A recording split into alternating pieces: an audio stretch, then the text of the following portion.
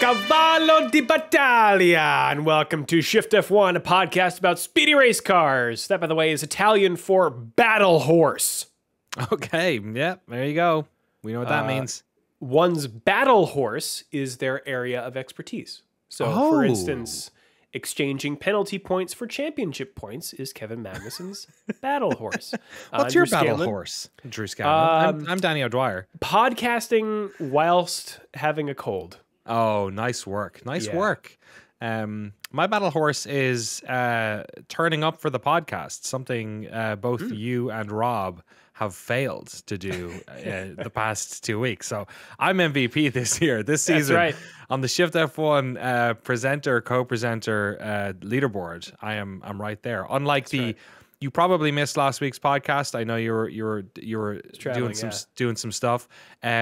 There was a 51 way tie in the fantasy. What is going on over there? We went through every single team after the outro music. We came back and did. Wow. That, so, okay. Is that why the podcast was an hour and 50 minutes long? Yes, exactly. That's part of the reason for sure. Okay. Yes, Rob Zachney is on assignment this week. If you are new to this podcast, a very warm welcome to you. And if you are new to Formula One itself, I don't usually sound like this. But we recommend listening to our preseason primer episode, which assumes no prior F1 knowledge and explains how the sport works and who everybody is. So if you'd like to go back and listen to that, it's episode 257. I also realized, thanks to a note from someone sent a note into our email address, that the Spotify, you can like pin an episode in your Spotify. Oh. It's pinned to last year's primer, so I got to go fix that. Confusing. It is, yes. Although all the names would be the same.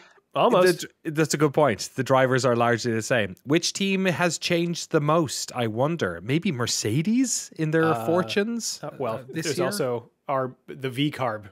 That's pretty... That's true. That's very true. A wide departure. This show would not be possible without our audience over at patreon.com/shiftf1, where every month we release an ad-free version of the podcast along with bonus podcasts, episodes and videos exclusively for our patrons that cover racing documentaries and films, F1 video games, experiments with other racing series, and a lot of weird things. So if you would like to support the show and get access to all that fun stuff, head over to patreon.com/shiftf1 or click the link in the show notes. What's going on this month, Danny?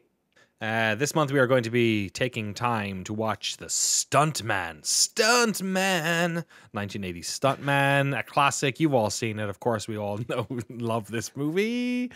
I'd never heard of it before, but it looks exactly how I imagined. I'm excited to watch that and record that one pretty soon, I imagine, the next week or so, let's say. I think that other Stuntman movie, the Ryan Gosling one, did not do too well at the box office. Well, maybe we can compare and contrast. We can use them as our comparative studies. We'll say, well, this one had blockbuster names attached to it, but this one looks like they just did the stunts. That always happens, and I feel like in the old movies, like that original version of Gone in 60 Seconds we watched. Oh my God. Which I cannot believe. The realist. That people did not die making that movie. That is absolutely insane. You should go watch that movie too.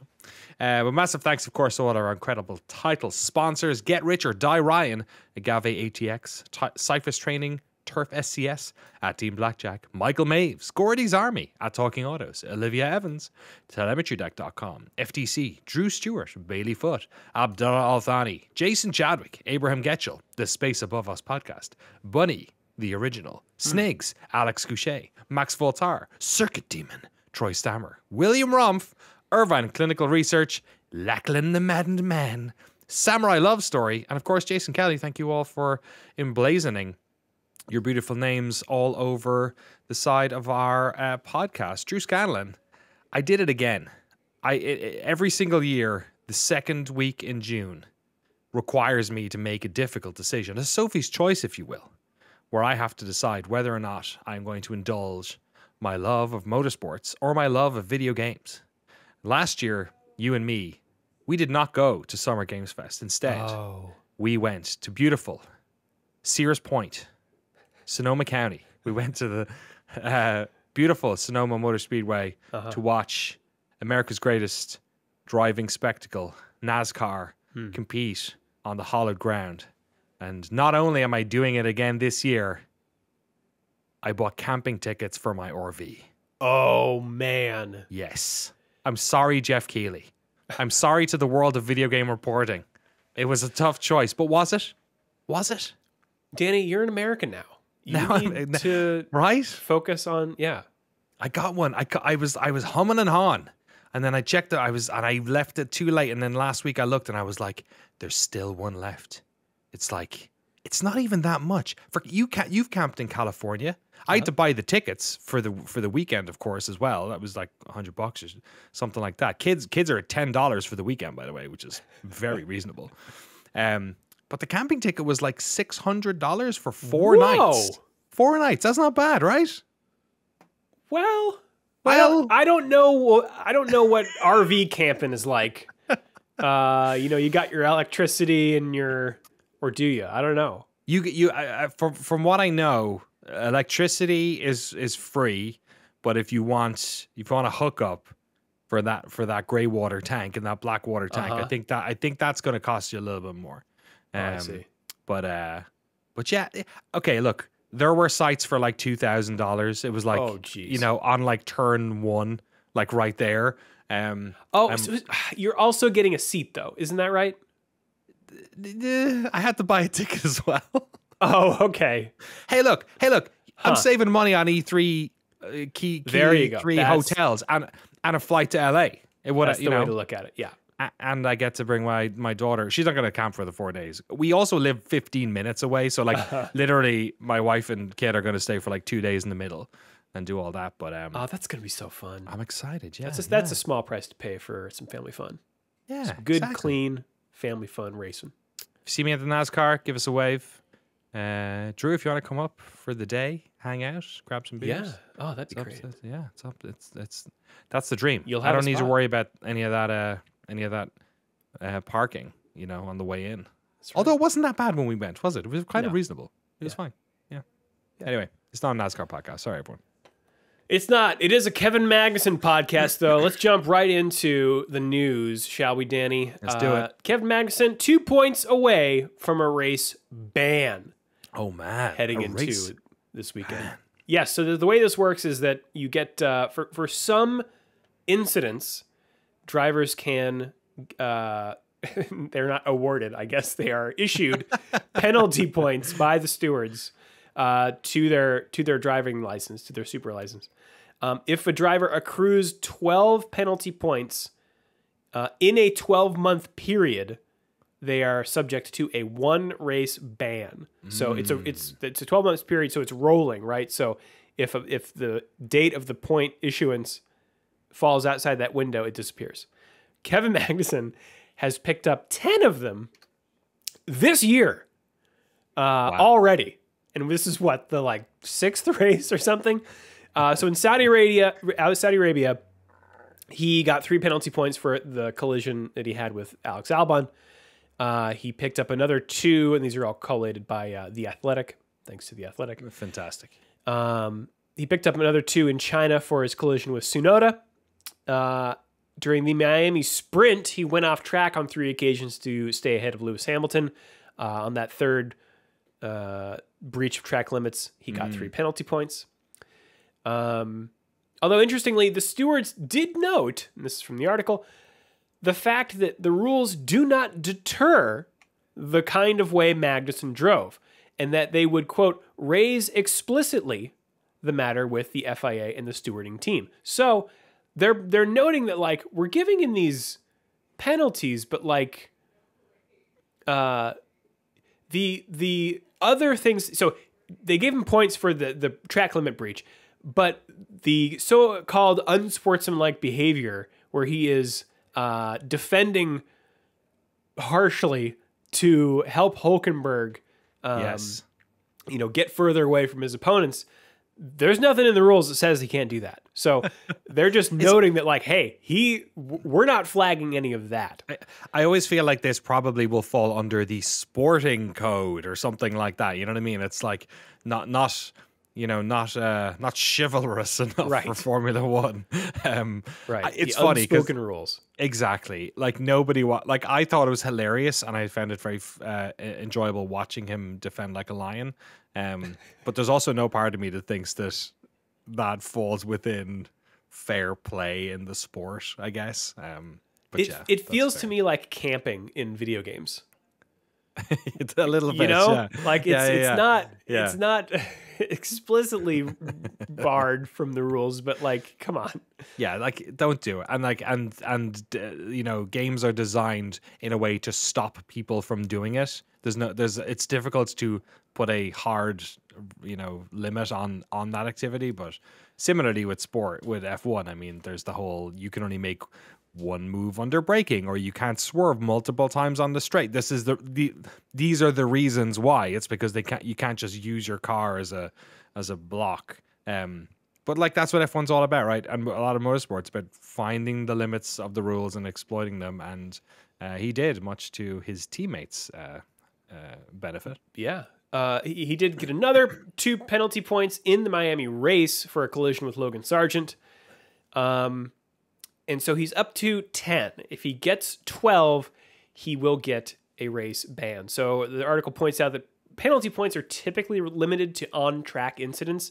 The 3 points for the repeated breaches of track limits was an exception, meaning that it's only likely to be a collision with another driver that would tip Magnussen over the limit to 12. But because these are all earned this season, none of his points will drop until the start of next season. So he's got another 18 races to survive without any more incidents. So this is not the first time that a driver has reached 10 points. Pierre Gasly spent a few races in 2023 with 10 points, but because his were more spread out, he dropped them much earlier. So if Magnussen were to be benched for a race, it would be Oliver Behrman who would step in line. And in fact, he is taking part in free practice 1 with Haas at Imola. So stay tuned for the Magnussen saga. Maybe we'll see Ollie Behrman another time in the car. Yeah. We don't get bans very often. Do you want to know, none of the current F1 grid have ever suffered a race ban. The last one that happened was, I think maybe when we started this podcast, maybe a couple of years before, was in 2011. Yes. We started in 2014. Sorry? We started in 2014. Okay, so we missed it. But it was somebody who was still driving in 2014. I know who it is. You do know who it is. Our good friend, the Phoenix. It was the Phoenix, Romain Grosjean, yes. Exactly. He had he sent it. Kind of Sergio Perez style in Miami. The most YOLO. But unfortunately, he collected about 4 or 5 cars. And he got a race ban. So the difference here is, I believe Grosjean's was a straight ban. It was not, you have accrued enough points. It was a ban. Yeah, because these rules came in 2014. Right. That one was just like, bro. Yes. Come on. Do you want to know what the one before that was? Oh, yes. 1994. Oh. There were 3 drivers who received bans. So between now and so in the past 30 years, there has only been 1 driver basically who has gotten, or 29 years, who has gotten a ban, and that's Romain Grosjean. The 3 who got it back then. Years ago. I know. Eddie Irvine had a horrific crash at Interlagos, which got him a race ban. Mika Hakkinen had a really bad one at Hockenheim. He had actually gotten a suspended 3-race ban for a crash in Silverstone with Barrichello, but he didn't have to serve it. I don't know what time served he got done.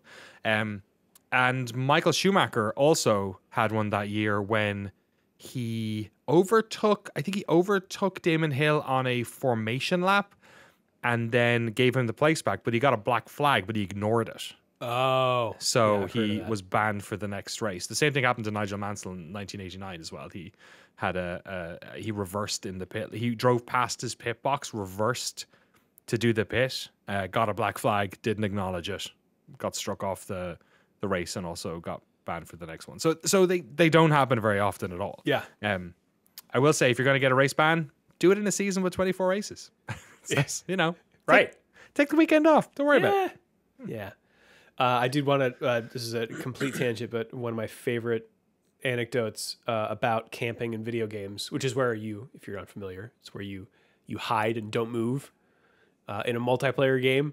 It's considered unsporting, except in the early 2000s video game America's Army. Oh, which yes. was the multiplayer game created by the U.S. Army. They As a released recruitment tool. As a recruitment tool. They released it for free, which was very innovative at the time, and definitely got high school Drew to play it because it was free, and it was a pretty good game. But if you typed "Hey, stop camping" in the chat, the game would change your text to say, "Hey, stop using tactics." Oh my God, that's ridiculous. Yes. And if you called someone a camper, it would change it to tactician. I don't know if this is a real thing or not. I remember hearing this at the time, but I'm not quite sure. Was it also the case that when you were playing multiplayer games of that game, you were always the Americans? And yes. That is crazy. And the other team was like just indistinct generic Arab terrorist people. Yeah. Yeah. Generic terrorist. Yeah. Wild. Even though you were, you, no matter what team you were on, to the other team, you looked like terrorists. That's art, man. America's Army did a lot of things. I want Danny, yeah. I am hereby requesting a no-clip episode on America's Army. Great. I'll call up the American Armed Services on that one. We'll see. We'll see how get it done. Let's move on to the next news story here. What's going on with Ferrari? Yeah, so you might have remembered at the tail end of last year, there was a test for spray guards on the cars. They did this in Silverstone. I believe it was Piastri and Mick Schumacher. And basically what this was an attempt by F1 to try and mitigate the spray. A problem where we've been having more and more, honestly, with the sort of effectiveness of the wet weather tires. And they figured to a certain extent with the open nature of the wheels themselves. So these are wheel covers, basically like hubcaps, so you imagine it, that would go on the front facing part of the tire. It's Silverstone. They these images at least. From the second test that I guess you're going to get to, they cover almost all of the tire, except for where it makes contact with the ground. And then there are some weird holes over the. This is hard to describe. We'll post links in the chat, but like the not the hubcap part, the actual tire tread part. As you're going around radially, there are a couple holes there. They're pretty strange looking. Yeah, I'm trying to explain, I guess, what it looks like. What does it look? I feel like there is a road car that has these on the back, or that does this, where basically it looks like the wheels are hidden within the chassis. Obviously, they're not because it's open wheel racing. But yeah, it's almost like a Rumba has had like a quarter of it turned off and it's been stuck over the wheels. These are more aggressive than the ones they had at Silverstone. The ones I had at Silverstone only covered about maybe half of the wheel.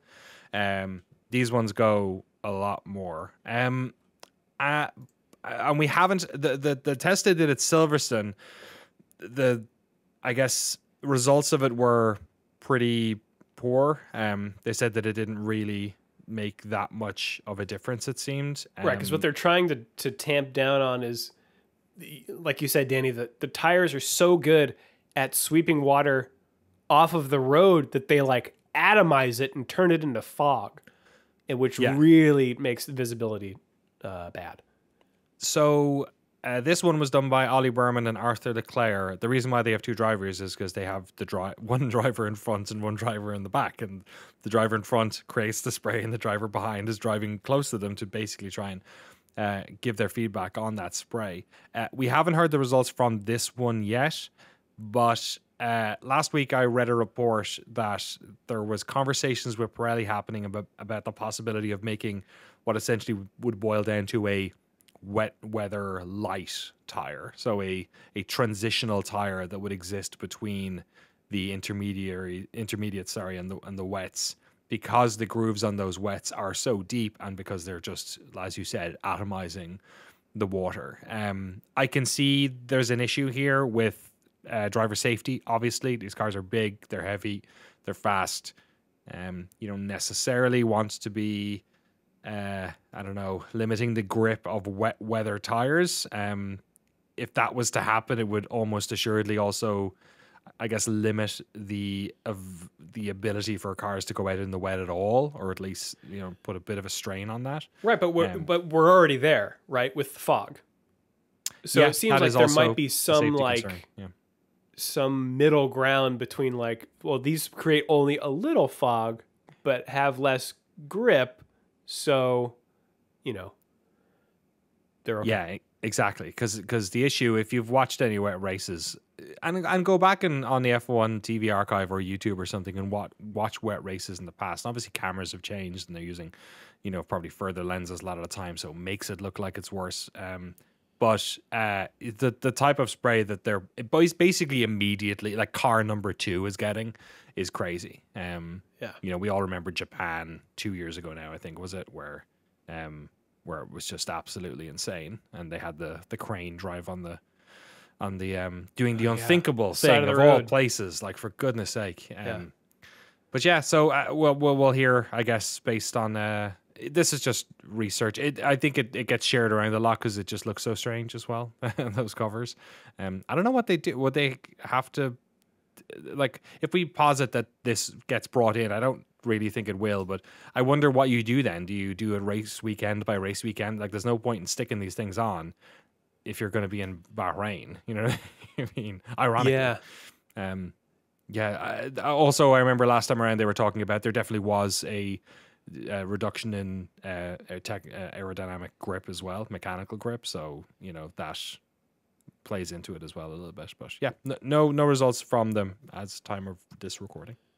I do think it looks kind of cool. It looks a little futuristic. It looks a little bit like that Red Bull, the X 2014, the thing that Adrian Newey designed for Gran Turismo. Oh yeah, okay. Yeah. The thing that wasn't enough for him to stay there. Unfortunately. Yeah. I'm trying to look at Formula E cars and see if they have any. They don't really. They have those big funky. Oh, they do. Like, yeah, they do kind of in front of the wheel. Like, you know, like the wing just has that thing that goes over. But right. Yeah.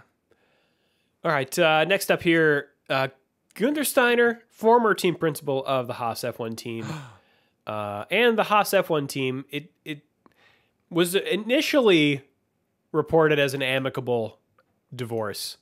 Perhaps not so much because, well, first of all, Gunther Steiner is suing Haas. Oh, no. Saying that he is owed commissions from his employment agreement.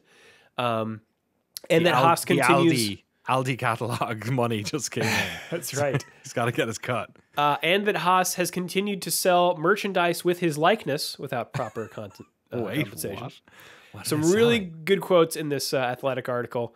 This is Steiner's attorney. Quote, after years of accepting the benefits of Mr. Steiner's reputation, experience, and deep connections with the sport, Haas F1 cannot withhold from Mr. Steiner the benefits he has earned. Article goes on to say that he became a fairly popular figure during Netflix's docuseries Formula One Drive to Survive. In the lawsuit, Steiner's attorneys argue that Haas benefited from that, writing, quote, this exposure was extremely valuable to the upstart racing team, particularly as it looked for additional revenue streams to support itself in the notoriously expensive Formula One environment. Rich energy, man. That was all Gunther. I can't believe it was the same team. Right. Rich Energy and Gunther Steiner together. Well, Danny, Haas is now suing Gunther Steiner. Oh, okay. They're like, well, hey, look, if you're going to do that, yeah, countersuit. What's it for? What are they saying? They are alleging that it's some trademark infringement in the sale of his book, Surviving to Drive. Okay. Yeah. All right. What do? Use the picture? Well, you're allowed to say the word Haas. Here's what they say. Quote, okay. This is from Racer.com. In 2023, without permission or consent from Haas Automation, Steiner authored, marketed, promoted, sold, distributed, and profited from a publication titled Surviving to Drive, parentheses, the accused product, which unlawfully used and displayed and continues to use and display, because it's a book, the Haas Automation trademarks and the Haas Automation trade dress for Steiner's personal financial gain and illicit profit. What is the trade dress? Do you know what that is? I don't know, but it's like got a a logo picture of the type? car on the front, and he's got his cans on. He's got his headphones on, and they have a little Haas logo off to the Yep. side. Okay. That's a bit. Look. I've never published a book, but I've talked to people who have published books. They check that stuff. They surely know if there's like or you should. Yeah, you should. I'm sure there must be, like, I don't know. You hate to see your parents fight. You do, yeah, especially over them using the logo of the other parent Of their without brand. permission. Exactly. Yeah, that's you know. I mean, he's also called it Driving to Survive. I guess Surviving to drive, yeah. Sorry, Surviving to Drive. Parody, I guess, is you know, is a good exception to copyright law. He knows where his bread is buttered, I would say. Ah, Didn't the show this season they showed him in Drive to Survive signing his book Surviving to Drive? Did so they I think really? that is an endorsement by the show of that book. man. I don't know that they have a leg to stand on there. Pay Gunther his money. Is this? Are they saying that there's like random money, like specific money he's owed, or are they just saying like residual according to the Athletic, vibes? the what the commissions are for and the amount that he alleges he is owed is unclear. Okay. Yeah, I don't know. That honestly, his sounds more. Well, I was gonna say his sounds more open and shut, but the fact that if you didn't get clearance to put trademarks on your cover, I don't know. Do I look like a copyright lawyer? I'm not. You gotta be careful. There's certain buildings, and you know you can just like photograph anything if you're standing in a public space. You're basically fine. Yeah. There are certain buildings though that you can't, and there's no like master list of them. You got to be real specific about it. Oh, I was in college and we were doing a student project, and we were filming in public at this intersection. We just thought it was a nice intersection. Right. It would work for us.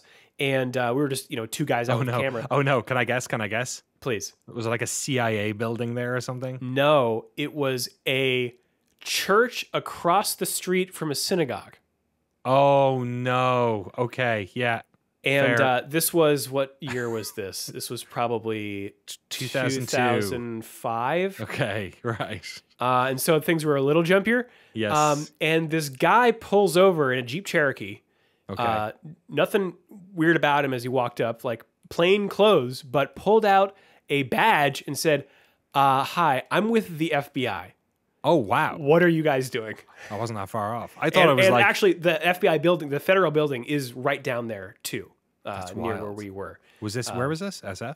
LA. LA. Man. Yeah. That's church security will do that too. As somebody who's skateboarded in lots of places, church security will jump out. There's also a the Mormon temple. Of course, you know the Mormon temple in Oakland because Sure. you mentioned before that it's used by the pilots a lot as a reference point because you cannot miss that fucking thing. It's huge and white. But during the pandemic, they let kids cycle up in their car park up on top of that hill. It's gorgeous. You see the whole East Bay. So I used to take my kid up there to cycle, but the security would be there like every 20 minutes, making sure everyone was chill and not being weird. So Yeah. don't mess with them, man. All right. Well, speaking of being weird, we're gonna take a quick ad break, but we will be right back with more news. And we're back. Danny, you want to take this one about Andrea Kimi Antonelli? Yeah, Kimi he likes to go by Kimi, I guess. Oh, does he? We're due a Kimi, I feel like. Yeah, we're used to having a Kimi. You can't not have a Kimi in Formula One for very long. No, it's built into the rules. We need somebody to tell Martin Brundle that he was having a shit. It's all very important. We also need a Finnish person, so Bottas better have someone in the wings for when I heard we had Eurovision recently. Yes. And I heard that Finland's, I didn't watch it, or I haven't watched it yet.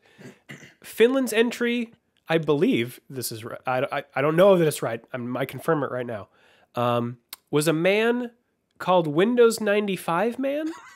Excuse me. And he's just wearing a shirt with the logo Windows 95, Look, man, and no pants. Just I don't undies. know. Does he have the same copyright lawyer as Gunter Steiner? I feel like that's going to come back to. Does he know that Microsoft's Windows is sold in Europe too? Man, that's wild. Is he like? Is it a Clippy gag or like what's the other? Does he sing about Minesweeper? He is a DJ.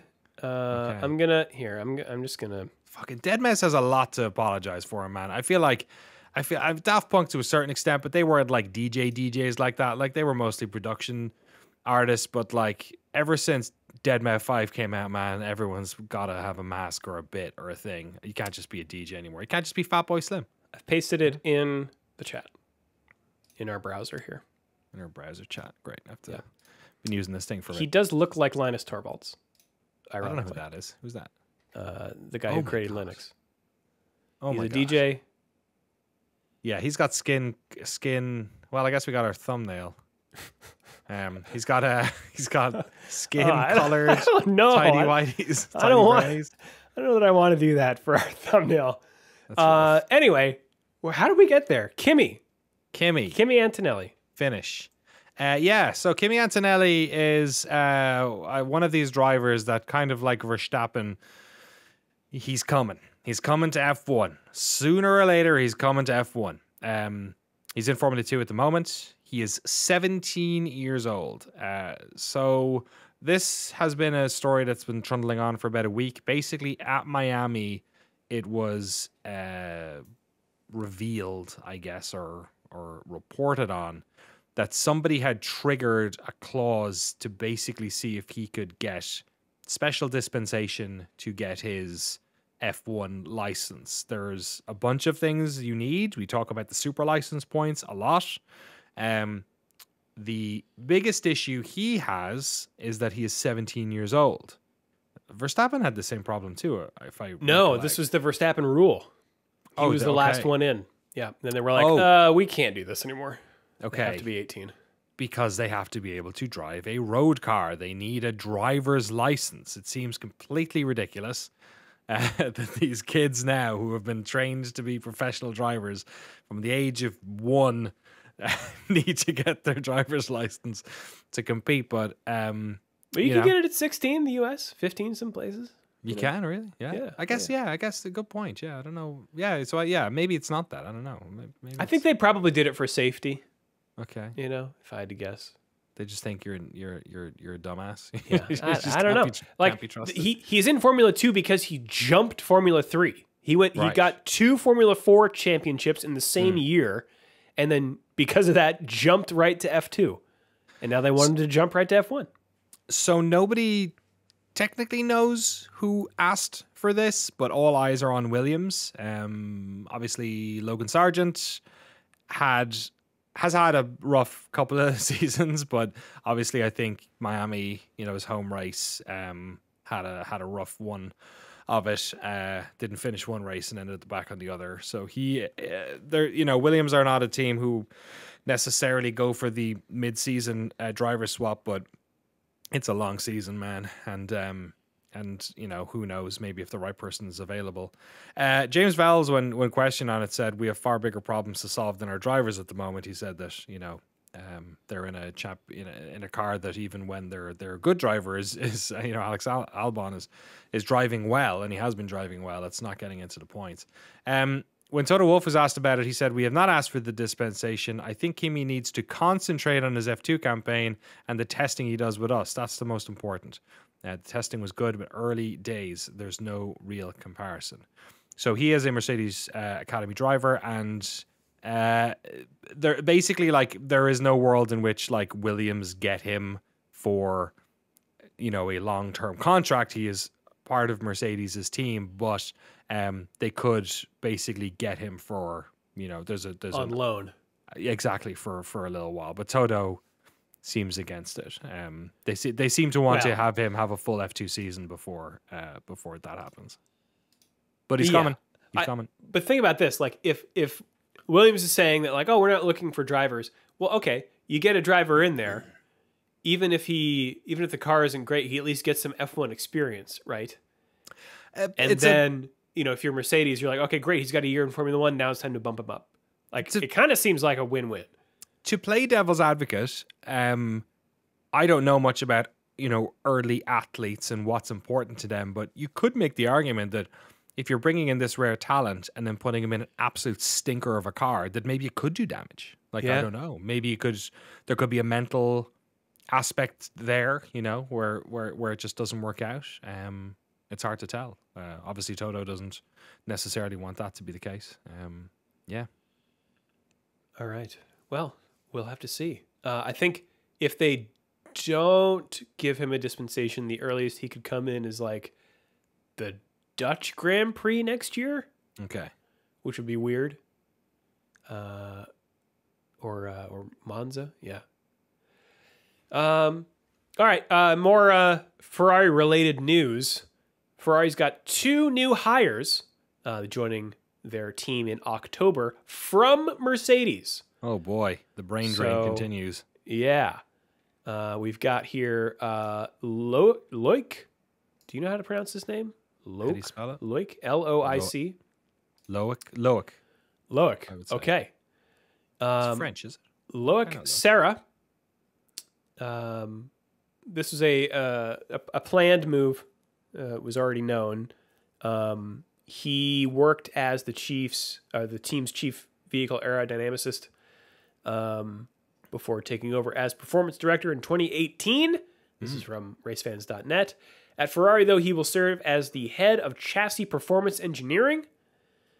The other is Jerome D'Ambrosio. Oh, interesting. Yes, wow. Who I didn't realize was working in a team level with Mercedes. I kind of thought he was still in Formula E. Yeah. He raced in F1 with Virgin in 2011. And after, interestingly, this is a good callback, after losing his full-time drive, he joined Lotus and returned for a one-off race in Monza in 2012, substituting for Roman Grosjean. You're kidding me. Yes. Wow. All roads lead to the When Phoenix. he was banned for one race. Yes. That's nuts that came up. Wow. Yeah. Unreal. After his F1 career, Is that how you knew? Yes, Grosjean? That's how I knew. Good stuff. So he went to Formula E. He finished 4th in the inaugural season. He won the Berlin race that year. 5 more years in Formula E. Didn't quite get that high again. But then he moved into management with the Venturi Formula E team when it was run by Susie Wolff, wife of Mercedes team principal Toto Wolff. And then he was appointed as her deputy and then stepped up into the team principal role when she became CEO. So now he went to Mercedes and now he's going to Ferrari. He will serve as the deputy team principal to Fred Vasseur.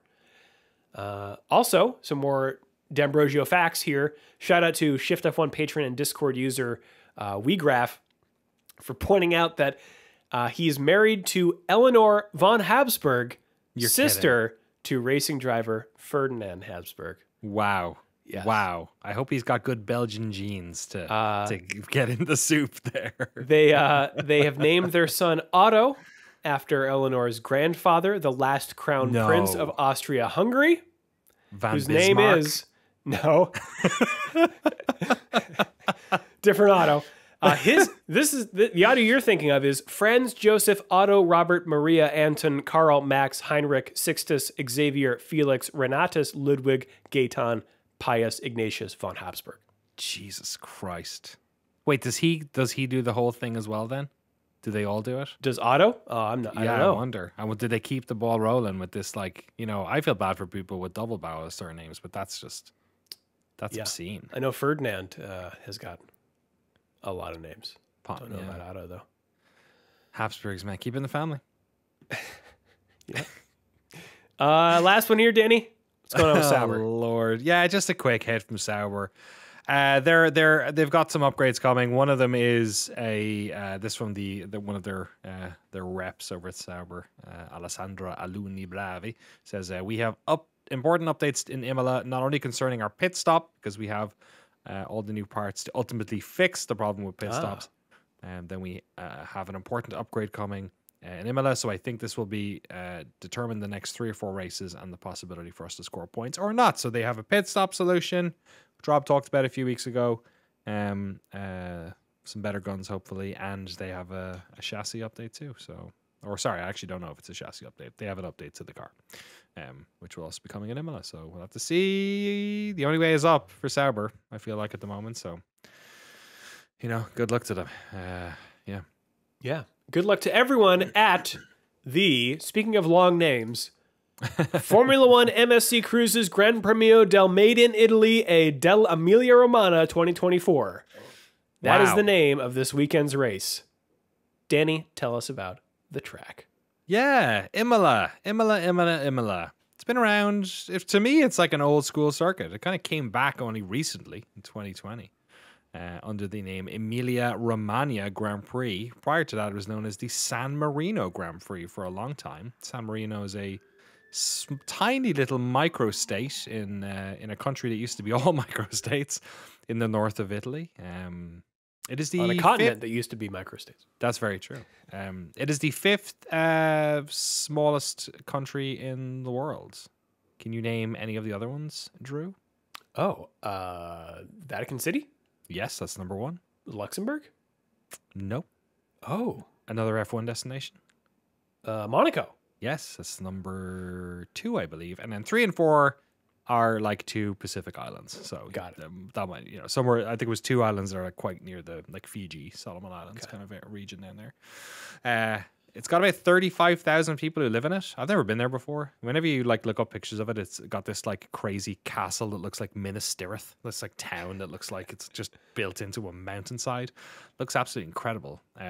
The race is not in San Marino. We talked about this a couple of years ago, how it was basically just like a little olive branch because it was the 49ers don't play in San Francisco either, so. That's fair. Actually, I wonder if this track is closer to San Marino than Santa Clara is to San Francisco. But yeah, it's been around. I mean, it's an old track. It was originally, the foundations were built in the 50s, along with Silverstone and a bunch of other ones. But it only joined the F1 calendar in 1980. Prior to that, it had been a fairly popular track. I mean, Italian tracks are popular tracks. There's a lot of history of driving in Italy, of course. And then in 1988, it was added. Its official title, Autodromo Internazionale Enzo Edini Ferrari. That's when it was given that moniker back then. And it returned in 2020, as I said, as the Emilia-Romagna Grand Prix. It's 63 laps. It's counterclockwise. Is this our first counterclockwise of the year? I think. Unless I think left. How do they do it in Australia? Right. Oh yeah, you're right. Counterclockwise is clockwise in Australia, isn't it? I think that's how it works. It's fast. The drivers really love it. There's a couple of corners in here. Acqua Minerale, which is a famous one, basically at the halfway point of this track, is one they particularly love. It's only got one mineral water. Mineral water. There you go. It's only got one DRS zone on it. The detection zone is also quite early for it. Oh, yeah, it's like 2 turns before you actually get to it. That start finish straight is the DRS zone, and it's because it's just an old school circuit that's got a bunch of turns in it, a bunch of small turns, sharp turns. There's a couple of little hairpins in it. It's a fun little track. It goes up and down a bunch too. Kind of feels like one of these tracks that's kind of feels like it's a go-kart track that's been just transformed up to adult size. And apparently it's a great one to visit. It's in the Tuscan Hills. It's a beautiful place to visit. Great. And, maybe getting there is tricky. I'm not quite sure, but yeah, it's often one that's thrown up interesting races because it is a tough track to overtake in. They made some changes as well a number of years ago. Turn 1, obviously, where the other reason, obviously, we talk about Imola is because of Ayrton Senna and Roland Ratzenberger. That turn, Tamburello, has been changed into, they've added 2 turns basically at that one. But that's also where we've had loads of interesting. We had Leclerc spin at Acqua Minerale, if I remember correctly. We also had Bottas and Russell having that coming together on the way down to turn 1, where neither one particularly wanted to take the... seemed like it was Russell's fault, but he wanted to blame Valtteri for it as well. So it's a funny one. It's a tough track to overtake on, but people try it, and interesting stuff sometimes happens. It's one of these tracks I think people like to watch because it's beautiful, and memorable, and there's some sad memories here, of course, but also there's been some good races here too. Yeah, I think all that action that you just mentioned happened in 2021, if I'm remembering correctly, because according to my spreadsheet here, in 2022, Imola was only one of 2 tracks races that year that I rated a 1 out of 4. Yeah, which is a procession. The other one being Spa that year. And then wow, really? Spa got a 1. That must have been a bad in 2022. Spa, man. Wow. Yep. And actually none last year. Cool. But yeah, last year Imola was canceled due to flooding. It was. God, I So, totally forgot about that. Horrific flooding. Yeah. It basically was Monza too, or was Monza didn't get cancelled, but Monza also had flooding. But Imola's flooding was like way worse. It was like a week before everything was under 3 feet of. Yeah. It's actually kind of crazy how often that happens. You remember the year Austin almost got cancelled? Yeah. Because it was under like half a meter of water or something. Yeah. It was ridiculous. The start finish straight was, yeah. Well, I don't know that we're going to get that much precipitation this year. Qualifying looks to be just balmy. 76 degrees Fahrenheit or 24 Celsius. 1% precipitation chance. 54% humidity. And light wind on both days, actually. Temperature just slightly cooler on race day. And precipitation, though, climbs to 42% on race day. Yes. That would make for an interesting race. It sure would. For sure. That'd be good. Heading into the weekend, the driver standings look like this. Max Verstappen is on top with 136 points. His teammate Sergio Perez is in second with 103. Charles Leclerc close behind with 98. Lando Norris jumps to 4th place with 83 points, now tied with his buddy Carlos Sainz. Oscar Piastri is in 6th with 41. George Russell's got 37. Fernando Alonso's got 33. Lewis Hamilton's got 27. And Yuki Tsunoda in 10th with 14.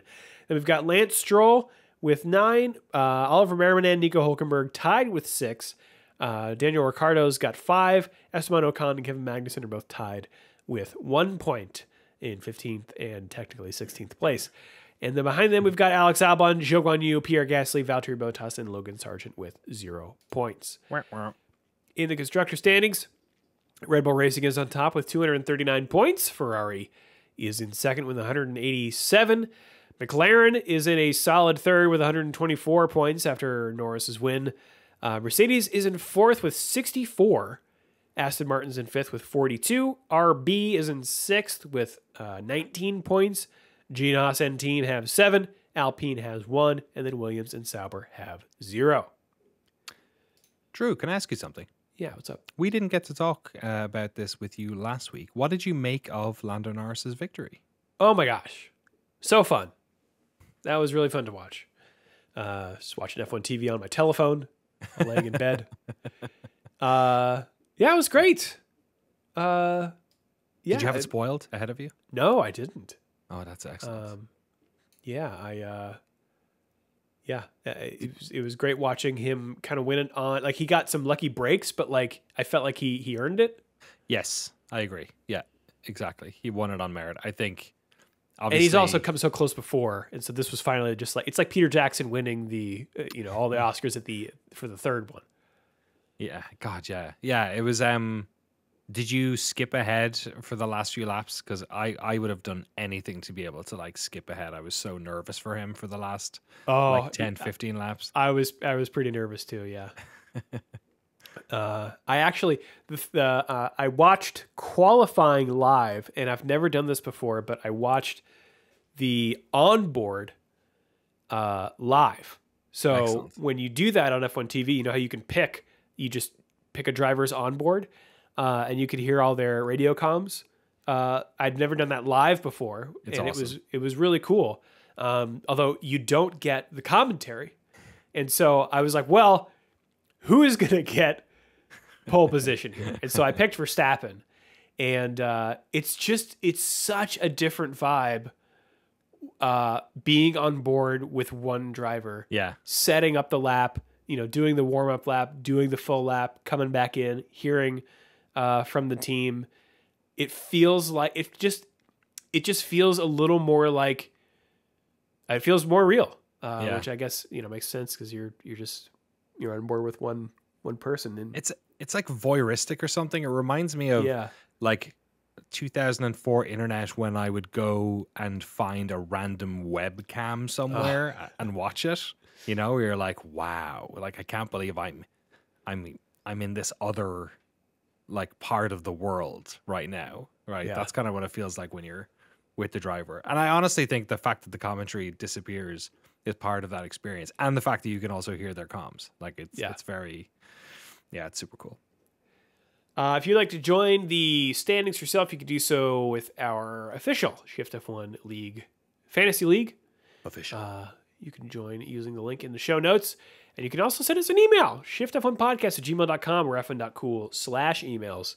Man, I got to go chug the Robitussin after this. Danny, why don't you take this first one here from TJ? TJ Leroy. Thank you, TJ. What an incredible name. I feel like I should be Should be an F1. Yeah, true. You can marry a Habsburg. Have a good time. I was going to say I should be paying top dollar to eat at your restaurant, but as Romain Grosjean has showed, why not both? You can be fantastic. You can write a cookbook and be a driver who's questionably good. He says hi. They say hi. Thank you for the great podcast. Look forward to it every week. Had a question about the hybrid system in the cars.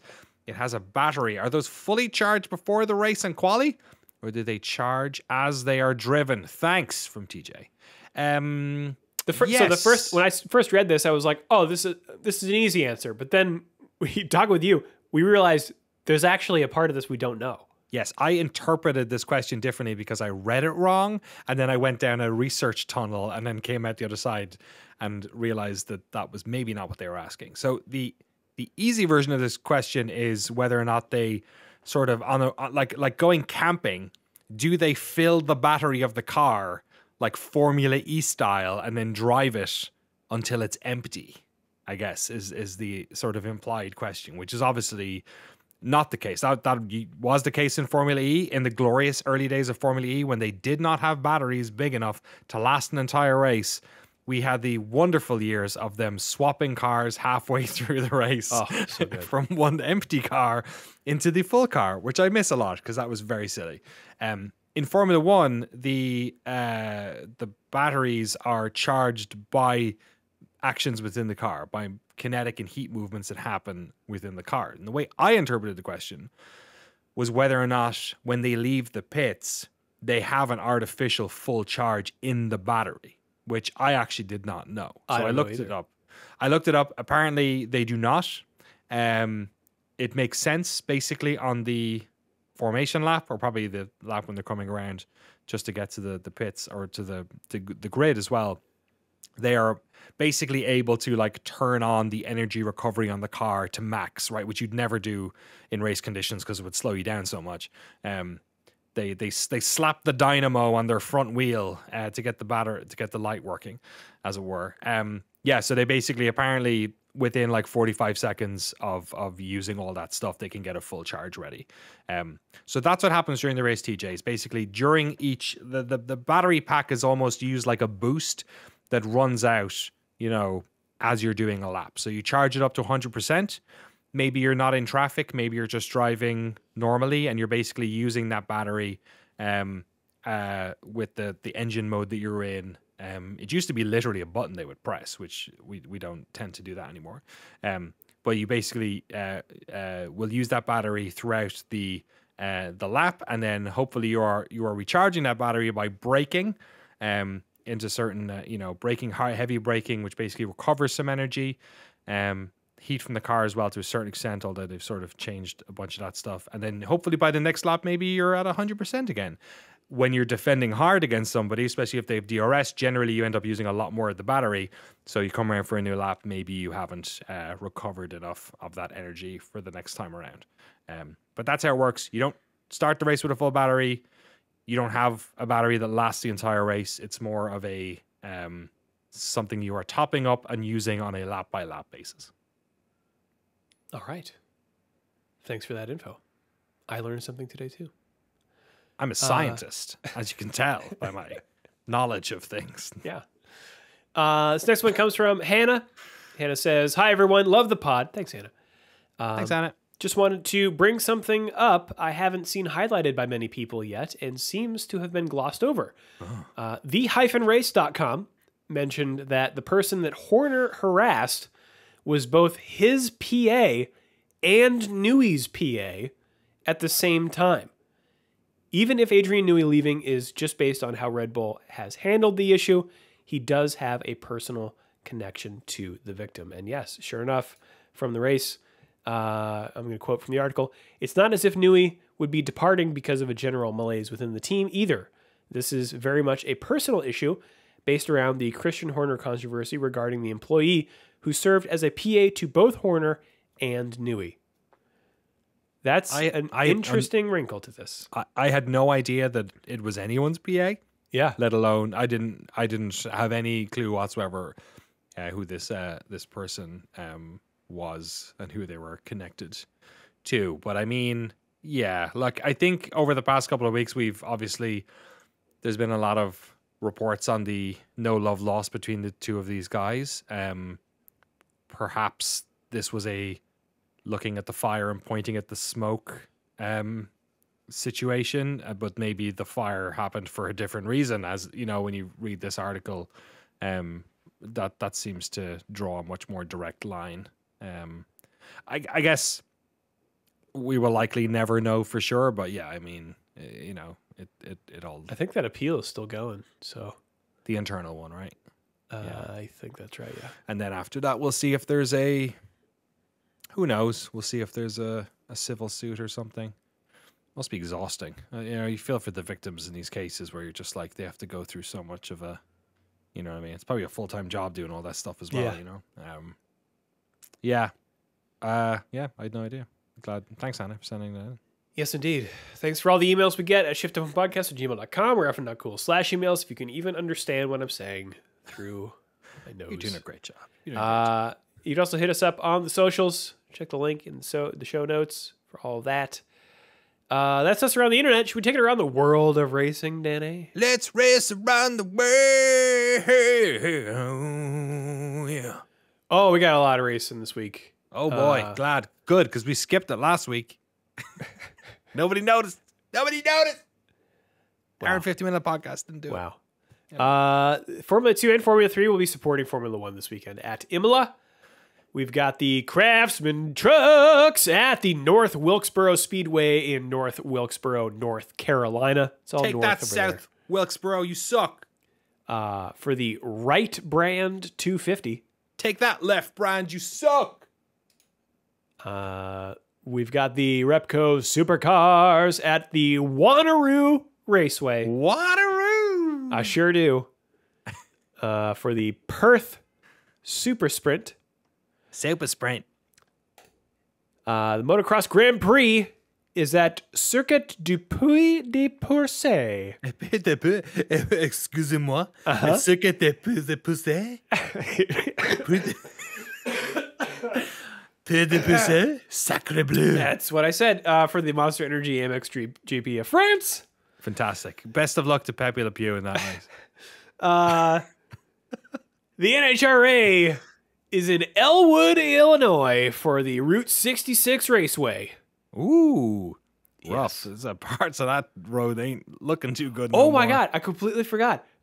Speaking of Route 66, so on my travels, yes, I did a road trip to Utah. Ooh. And on the way back, I was on Highway 50, and there was literally, we're coming from Utah through Nevada to California. Right. There was a road literally called, a stretch of Highway 50 called the Loneliest Road. And let me tell you, it certainly was. Wow. Where is it? Is this the Vegas to Barstow part? Or no, this was like between Moab and like Reno. Oh, sorry. You were up north. You were coming that way. Sorry. Okay. Yeah. The loneliest. I've never gone on any of those roads because whenever like Google Maps seems to never want to, even when I'm like doing planning trips, it never sends me into northern Nevada. Is it just I like saw nothing? a sign that said no services 120 miles. Nevada is a state of contrasts. But I'll tell you, the cooler one was coming into Utah. As soon as we crossed from Nevada into Utah, I noticed on the map it said Bonneville Salt Flats. Oh, you're kidding. That's And where we they stopped are. there. Yes. Wow, it's where the land speed records happen. It sure is. And that is cool. That's you could awesome. just, first of all, there's nothing there. There's like, on the map, you go there and it's just the road, the paved road just ends. And then you can just drive out onto the salt. And a bunch of people did. There was a semi truck without the trailer, like the front, the truck, doing donuts out there. You'd want to be like, I'd like to spend time out in Death Valley and like go off roading and stuff. You'd want to be real sure that there's someone else there when you're doing donuts on, because if you fucking lose a wheel or like break a shaft, it's anything, that's like, yeah. Everyone was sticking pretty close to the actual road. Okay. No one was driving way far out there. That's awesome. There was also there were like people barbecuing out there because there was an ultra marathon finishing there. Oh my God. And I can't imagine running across the salt flats because there's no point of reference. You just feel like you're running and getting nowhere. Yeah, does that help or does it hinder? I wonder. Does it let you enter the sort of null zone of your brain? You just keep going. I don't know. But it was cool. We just drove out there, took some weird pictures. Like you can the horizon, you lose it because there's a mirage out there. So the sky blends in with the ground. If you are, I don't know why you would ever be over there because it's kind of out in the middle of nowhere. I'd recommend checking it out. There is a gas station nearby.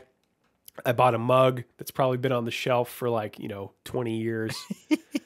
Yeah. Excellent. You liberated it. I feel like I have a little more gasoline in my veins. It's great, man. Yeah. Go to the desert. Yeah. Find the desert. It'll find you. It's good stuff. Let's see here. We are racing in the, I'm trying feverishly to, okay. Nope. Because I know, Danny, you're going to ask me what prefecture this is in. Oh, I'm sorry. And I'm looking it up. We got Super Formula. Super. At Autopolis. Oh, I love it. Of course. Okay, I'm definitely asking you because Autopolis is just... Well, Danny, that's the new Francis Ford Coppola movie. Autopolis, can't wait to see it. Can't wait. It's located near Kamitsue Village in Oita Prefecture. Oh, beautiful in prefecture. The northeast of Kumamoto. Yes. And have you finished Shogun? No. Do you watch nor Shogun? nor Tokyo Vice. Okay, yeah. Getting there. You're still on season 2 or season 1? Yeah. And Formula One, maybe you've heard of it. Friday, May 17th is the kickoff of the weekend at 7:30 a.m. Eastern Time on ESPNU. That's Free Practice 1, followed by Free Practice 2 at 11 a.m. on ESPNU. Saturday, May 18th, Free Practice 3 is at 6:30 a.m. Eastern Time on ESPN2, followed by qualifying at 10 a.m. Eastern on ESPN2. That's watchable over here. Sunday, May 19th, glorious day. It's race day, 9 a.m. Eastern on ESPN2. The Deuce. Fantastic. You love to see it. And this is a double header, folks. We are going from microstate to microstate as we will enjoy the fruits of Monaco just a week after Emilia Romagna. So, yeah. Does Monaco grow any fruits? Sorry, what'd you say? Does Monaco grow any fruits? Does it grow any fruits? I thought you said macaroni fruits, and I was going to say yeah. But then I stopped myself. Delicious. Yeah, macaroni fruits. I don't know. Does it grow? It probably doesn't grow fruits. I don't know. Why would you... The hills are steep. They could do wine, I guess. That's a good point. You can't build a house on it. You know what I mean? Why would you build put a couple of apple trees and you could put a 20-story casino there? It's true. Charles Leclerc's house. You know, do you ever watch those YouTube channels where it's just car spotting people in Monaco? No. Comes up on my feed a lot because a lot of the drivers are obviously those people getting spotted. But yeah, it's just people who will just go out with like 4K, stabilized cameras and just film supercars and really fancy Rolls Royces and Benzes and Maseratis and all that stuff just driving around Monaco. Okay. And then you're like, oh, there's George Russell. There's Lando Norris. Look at that. Cool. Is Charles Leclerc. All right. Is Roman Grosjean? No, he doesn't. He doesn't live there. No, he lives in an RV in Florida now. He does, exactly. Maybe he'll park next to mine at the NASCAR. There you go. You know, as long as he doesn't crash into me. Fine. Cartwheel across your front. Yeah. Final thoughts, Danny. Final thoughts. This season needed the last race. I feel like it's given me some oxygen. It's breathed some life back into me a little bit. Yeah. I don't know that this race is going to do that for us. Yeah. But Ferrari's got some upgrades coming. That's true. You never know. Something weird could happen. Bit of rain, bit of splishy splashy on that thing. Maybe it you never know what's going to happen. Yeah, it's whenever we have a weekend with no race, I'm always like, all right, let's get back there. And if nothing else, it'll give me something to think about when I'm watching my football team narrowly miss the Premier League title to a Manchester-based team. It's just something I've gotten used to as an Arsenal fan over the years.